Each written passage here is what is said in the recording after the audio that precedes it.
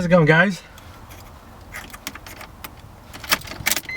Today we are driving probably one of the unicorns of the car scene or the car culture, and that's almost a bone stock Mazda Rx7. Now, if you know anything about Mazdas and Rx7s specifically, you know that finding a stock Rx7 is probably one of like the hardest things that you ever come across, just because everybody always swaps them out for, you know, a LS. I've seen SRs, I've seen K swaps, I've seen JZ swaps, I've seen RB swaps. They swap them out for everything, literally. So this is kind of cool. Okay, actually, let me adjust this. They swap these 13B engines, which is a 2-rotor engine, for everything out there, for JZ swaps or RB swaps. But anyways, let's see what this thing is all about. If I could get it to start.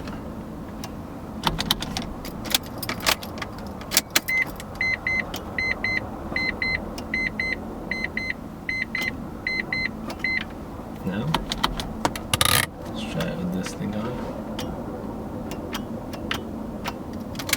So this car is supposed to have a push start engine, push start button, whatever you call it, but for some reason I can't figure it out.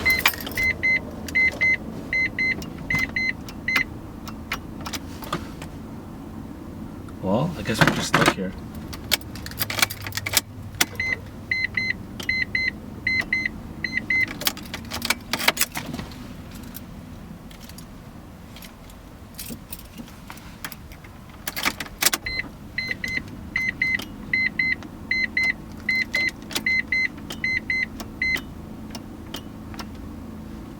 Six and a half hours later. Well, the car doesn't want to start. Let's try this again. Taking the key out. Key's right here.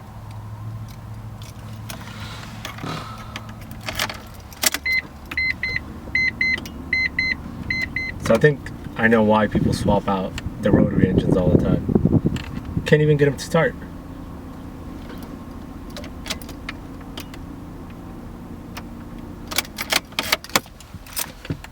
Well, I guess we're stuck here. It started. It's alive.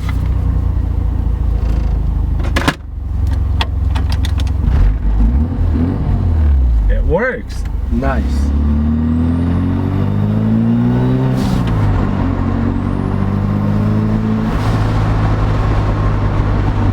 It makes a lot of cool noises. Okay, so now that we got the car started, we can actually drive and I can tell you guys more about it. So this car belongs to a good friend of mine. His name is James Kim. Now James originally is a Supra guy. So we had 2 or 3 different Supras, I believe.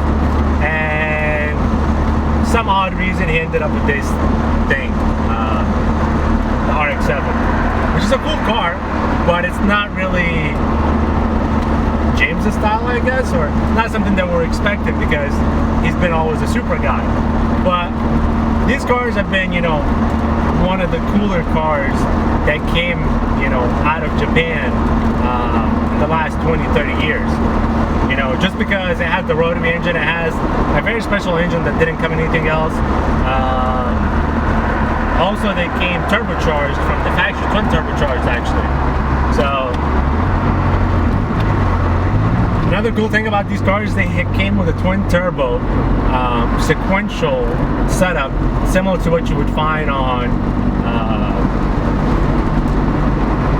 a Skyline, 2JZ on the Supras, and things of that nature. So it was a really cool, very advanced setup.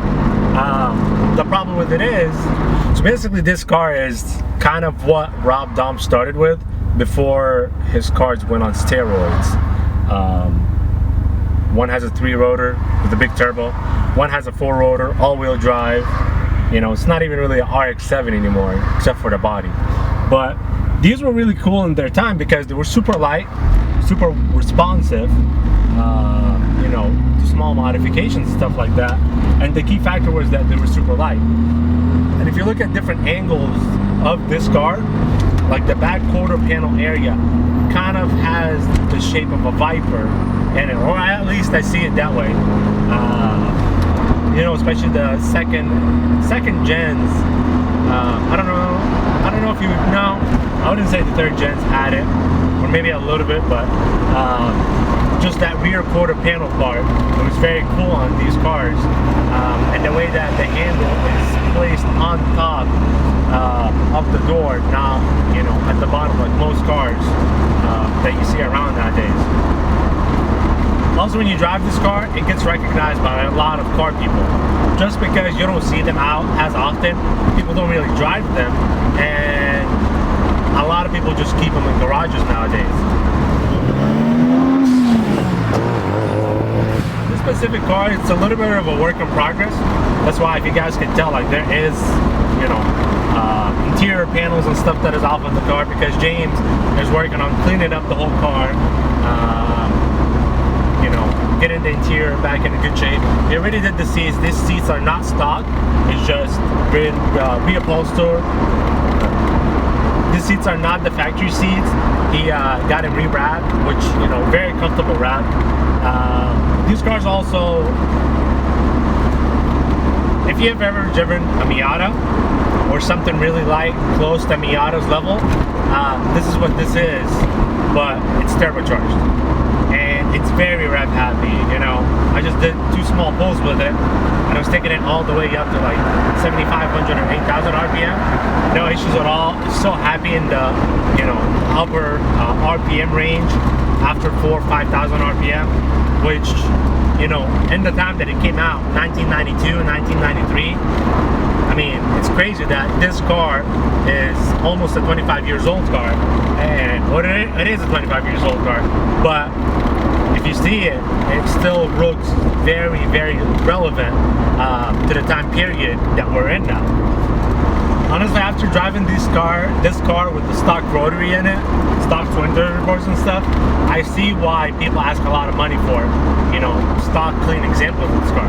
The car is so much fun, very responsive. Of course, it's not the fastest thing in the world, but it's still a very enjoyable car to drive. Now, of course, I live in Houston, Texas over here, so there's not really a whole lot of roads that I can test the car like this on, as far as turnings and curves and all that stuff.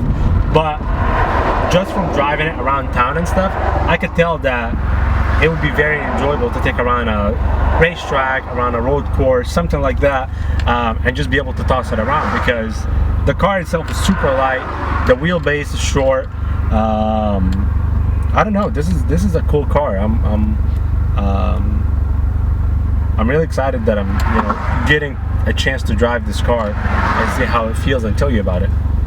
So originally, James didn't want me to drive the car at this state because, like I said, it's still a work in progress. He's still trying to do a lot of stuff to it. But what I told him is I'm gonna drive it now and then drive it when it's, you know, I mean, it's a project car, so it's never really done. But I'll drive it again once he's done doing all the work that he wants to do to it. Actually, yeah. Do a little pull for you guys. This is second gear at 30 miles per hour and flat.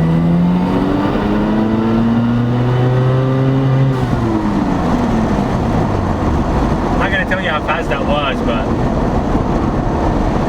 for this car, it was kind of cool to see it to do that.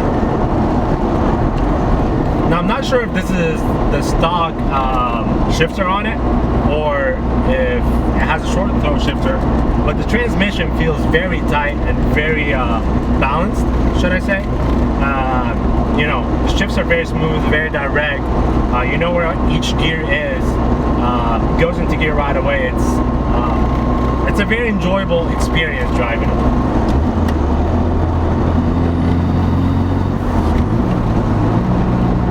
Now, the only mods done to this car, I think, is the muffler that, you know, is on it right now, and also he has an aftermarket the muffler, as you guys see it in the back, and he also has an aftermarket blow-off valve on it that sounds like this.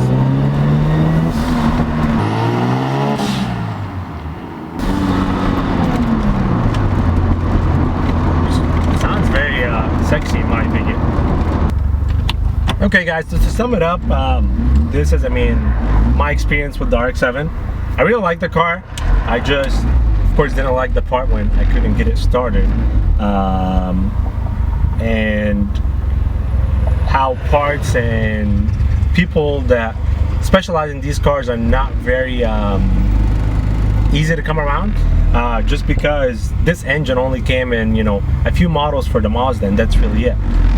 When the engine, and it died.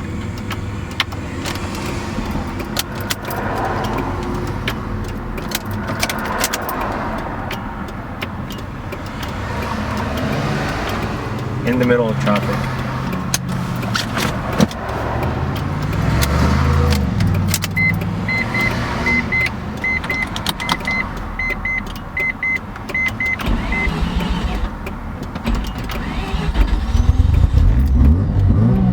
Yeah, for some reason it decided to die on me in the middle of the traffic when I was trying to take off when the light turned green. So yeah, this sums up my experience on the RX-7. I couldn't get it started twice. Died on me in the middle of traffic. But other than that, it's a cool car. Would I own a Rotary? I don't know. I don't like being stuck too often, so I'll just leave that for James and everybody else that owns a Rotary. So let me know, do you own a Rotary? Would you own a Rotary? Why yes, why no? Comment down below and let me know what you guys think. Also, I'm gonna put the Instagram for James right here, somewhere over here. That way you guys can check out the car, more pictures of it. Also his Supra, very clean car. He just ran a 10-second pass in it. So he has a 10-second Supra, I guess. But anyways, check him out, you know, check out the cars. Like the video, you know, tell me what you think about the RX-7, Mazdas in general, the Rotary, all that good stuff. And make sure to subscribe, okay? I'll talk to you soon, guys. Take care. Peace.